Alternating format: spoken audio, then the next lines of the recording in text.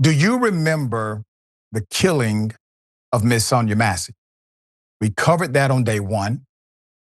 The cop had a spin story about being in fear for his life. We even brought Officer Tatum on this program to debate the actions of that cop.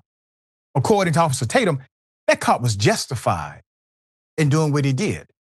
Well, now that cop is on trial. His partner is testifying against him. And his partner says the only person I was scared of was the police, his own partner. Let's go to it. The body camera video reveals the events leading up to the horrific scene. What took you so long to answer the door? Oh, I was trying to put on some clothes, sir. I'm sorry. You doing all right mentally? Yes. Sure? My medicine and stuff. All right. Okay. I love y'all. Thank y'all. Inside the home, Sangamon County Sheriff's Deputy Sean Grayson can be heard asking Sonya Massey to check on the stove. We don't need a fire while we're here. Within seconds, things become tense. Where you going? Huh? Where you going? Away from your hot steaming water. Away from my hot steaming water? Yeah. Oh, I would rebuke you in the name of Jesus. I rebuke you in the name of God, I swear to God, I'll shoot you in your face. Okay, I'm sorry. Drop Massey starts to set down the pot and apologizes. Grayson fires 3 times, striking her in the face. Headshot wound to female, 1078. Prosecutors say Grayson's partner tried to give the 36-year-old first aid, even though Grayson discouraged him. Now, before we go to Officer Grayson's testimony, before we get into it, I want to say this. There were a lot of cops who said the right thing as it relates to this story. There were a lot of cops who went on social media and said, that woman should be alive. But then you have people like Officer Tatum, who decided to take the position, and I encourage you to go back and find the debate, take the position that somehow this officer was justified. He even said Miss Massey was not putting down the pot. I posed a question to Officer Tatum. I said, brother, if that was your mother, would you feel the same if this was the outcome and the actions were the same as in this scenario? Tatum said, basically, yes. He would say the cop would have been justified. Now, I say that because the partner, the other cop who's inside of the room, who obviously has a point of view that we do not. If one cop is credible, this cop got to be credible too, right? So this cop testified, and here's what the cop said. For the first time, we're hearing from the partner of an ex-deputy who's accused of killing a Black woman in her own home. The partner says he was actually scared of his coworker and not the woman, Sonya Massey.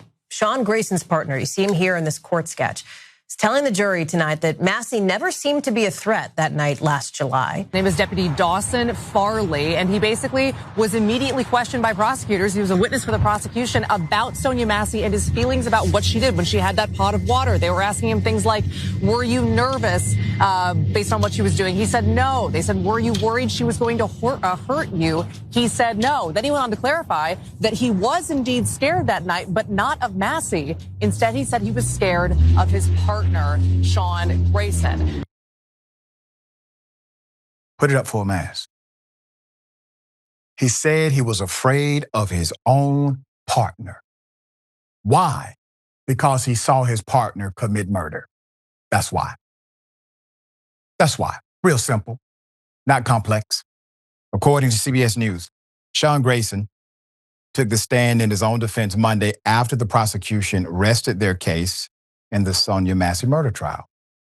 Grayson, a former county sheriff's deputy, shot and killed Massey while responding to her 911 call. Her 911 call at her Springfield home in 2024. He now faces 3 counts of first-degree murder in the fatal police shooting.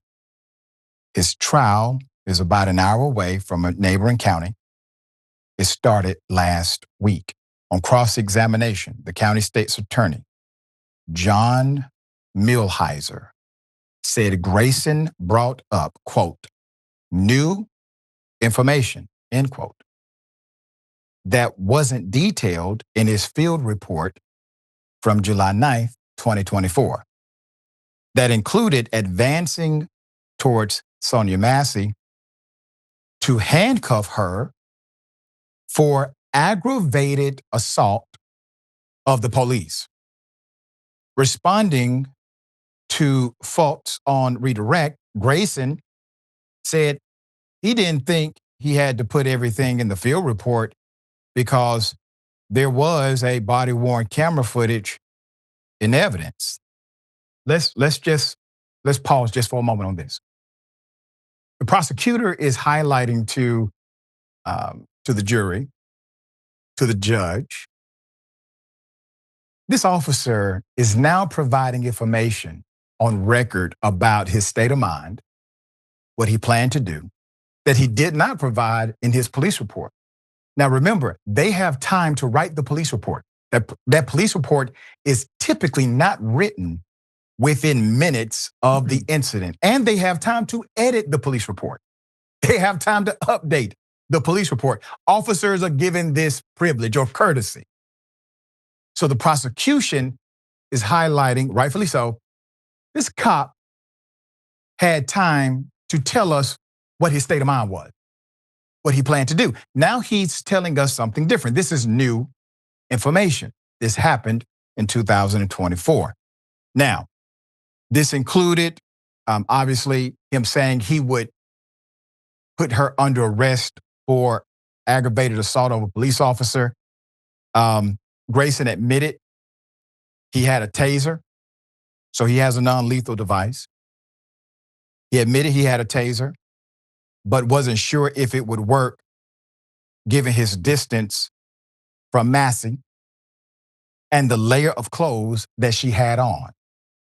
He had used a taser before and it hadn't worked. Quote, a taser doesn't work on everybody, end quote, he said. Grayson said when Massey said, quote, I rebuke you in the name of Jesus, end quote. He took, I rebuke you in the name of Jesus.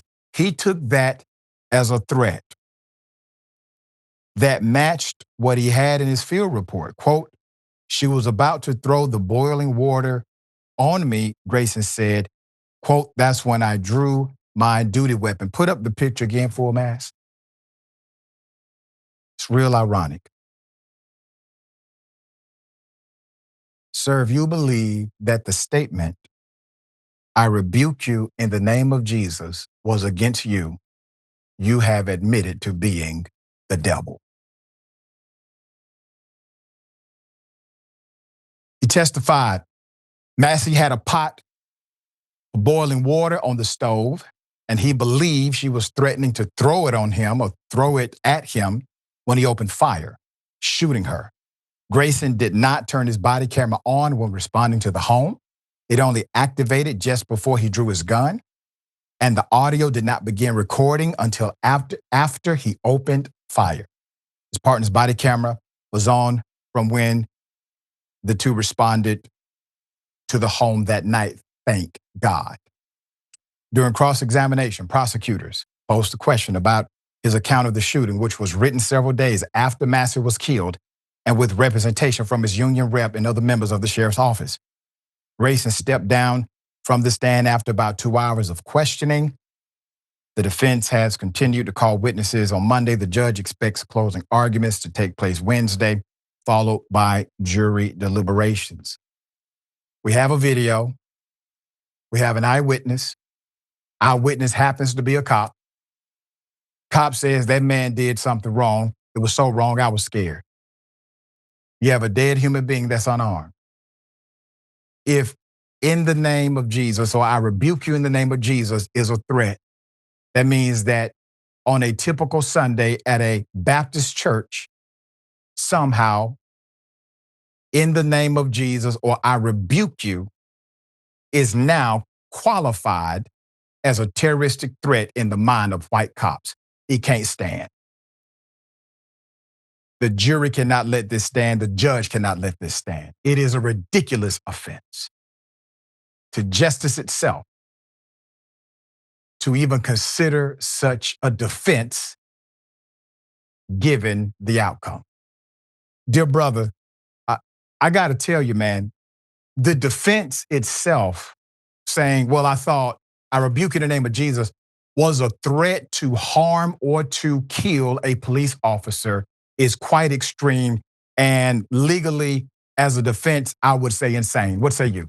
Yeah, I agree. We did this video on Rebel HQ in 2024 based on, of course, the partners video.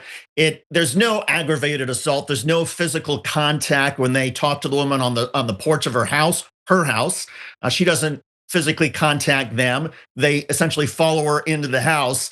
And so, yeah, this idea that somehow because the officer heard something about rebuke in the name of Jesus and she's standing by the stove, that somehow means that his life is in danger that's crazy. And as you know, the law is quite clear. Putting aside where this happened, if this had happened on the street, if this had happened on somebody else's private property, you are still allowed to exercise your First Amendment rights and tell that police officer to do that thing that is anatomically impossible to himself. Right. And the courts have held that you have that right, and a cop cannot respond to you, cannot arrest you for it, cannot use physical force for it. This is the same thing. And so this idea that somehow a police officer, maybe it's aggravated assault in his own sort of mind in terms of verbally because he doesn't understand what's going on, but that woman and all of us have the right to say what we want to these police officers. And if any cop is going to pull out his gun then and shoot you dead because of that, no, I pray that the jury comes back with a quick conviction, and I think they will, given that not only his consciousness of guilt here, but to come up with this cockamamie last-minute response on the witness stand. I think the jury's going to punish him, and I hope they do. You make a great point about the U.S. Supreme Court ruling that there are things that seem to be threatening that are not threats. If somebody says, I'm going to rip you a new, that's actually not a threat, not possible. The physiology doesn't work. And so the court has said these sayings, these terms that we use in the context of the American language, they cannot be deemed as threats. So I'm sure that I rebuke you in the name of Jesus is not deemed a threat. We shall see what the jury says. We'll bring updates as they come.